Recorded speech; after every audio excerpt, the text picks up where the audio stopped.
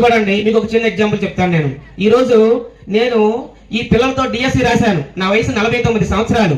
Model school principal state post, state లో 12వ rank వచ్చింది నాకు. స్టేట్ లో పీజీటీ సోషల్ స్టడీస్ స్టేట్ లో 7th ర్యాంక్ వచ్చింది నాకు. టీజీటీ సోషల్ స్టడీస్ స్టేట్ లో 30th ర్యాంక్ వచ్చింది నాకు. సోషల్ స్టడీస్ జిల్లాలో 12వ ర్యాంక్ వచ్చింది నాకు. 4 పోస్టులు వచ్చాయి. నేను డియూ గారి దగ్గరికి వెళ్తే, మేషారు మీరు ఏ పోస్ట్కి వెళ్తారని అడిగితే నేను ఒకటే చెప్పాను, నాకు ఆల్రెడీ పోస్టులు ఉన్నాయి. నేను అన్విలింగ్ ఇస్తే నా తర్వాత పోస్ట్ వస్తుంది, వాడి జీవితం బాగుపడుతుందని 4 పోస్టులు కూడా వదిలేసి నేను డియూ ఆఫీస్ నుంచి వచ్చాను. నాకు బాగా అనిపించింది. కానీ నేను ఆల్రెడీ ఒక సర్వీస్లో ఉన్నాను. నాకు భగవంతుడి దయ వల్ల ఒక జాబ్ ఉంది, ఒక ఇన్స్టిట్యూట్ ఉంది. నేను పోస్ట్కి వెళ్తే ఒక నిరుద్యోగ ఉద్యోగం పోతుంది. మరి ఎందుకు రాశారు మేషారు? 50 సంవత్సరాల వయసులోని ఈ మ్యాథ్స్ ఉద్యోగం సాధించాడు.